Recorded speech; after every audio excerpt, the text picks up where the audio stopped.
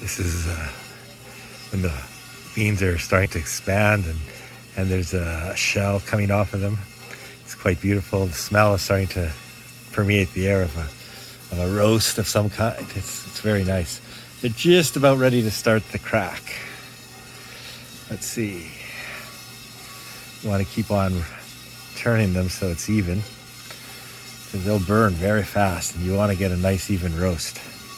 But I like a dark roast, so a little bit of burn is actually not bad for me. But other people that are trying to do a mild roast, the most important thing is to keep on mixing it up. And they say a wire whisk works best. So let's see here. Oh, I heard a crackle, so they're about to start crackling. And that's called the first crack. And that would be very mild coffee.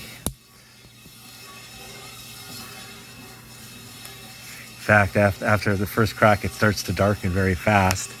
And there's a second crack, and that's basically a dark roast. Espresso goes after that.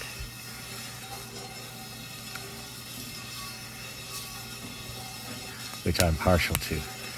It's kind of, I've been told, a little overkill. I'm using really high quality exotic beans from a particular mountain in Ethiopia at a particular elevation. And so now you can, if you know somebody who knows somebody, you can actually find beans that are quite exotic. Each bean has its own taste, and it's completely different than the coffees that you get in the store. And those coffees tend to be roasted so dark that it kind of covers up a lot of the unique flavors of the coffee bean. So by roasting, you can try different flavor profiles with a particular bean, and you can also compare, the same coffee bean from different locations. It's quite interesting. Yeah, so it's now doing its first crack.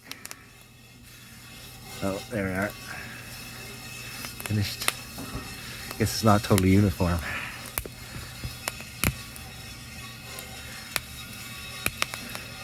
I had the temperature at about 600 Fahrenheit, almost 300 Celsius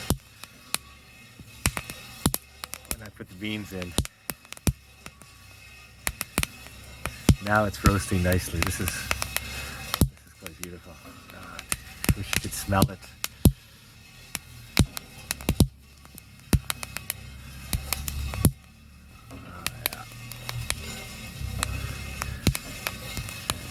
Now after this, it starts to get darker.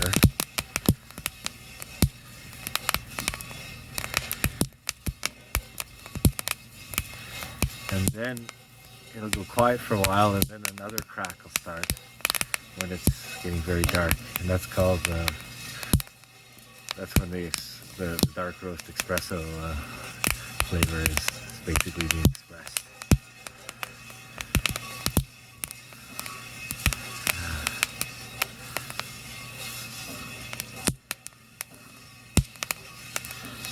Kind of see the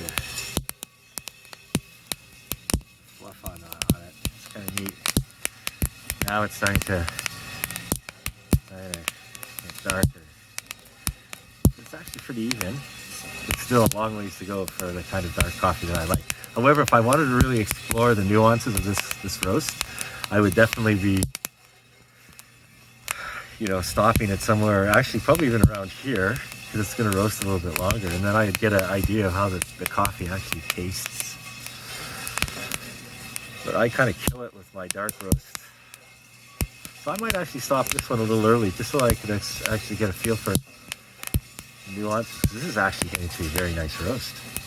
And I think some of the coffee is actually starting to crack again, which is a sign that I'm getting near the second crack. Yeah, I hear it. So basically, this is considerably lighter roast compared to my previous effort, which you can see over here. Dark, dark, dark. Light, light, light.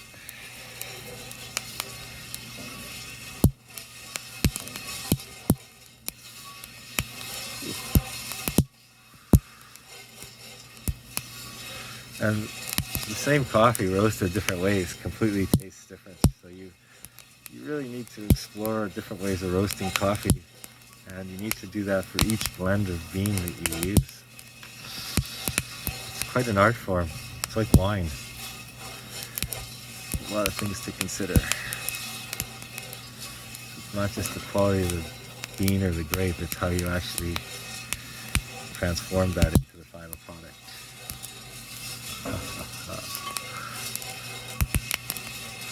Okay, so I'm gonna have to stop because I want to take this off now.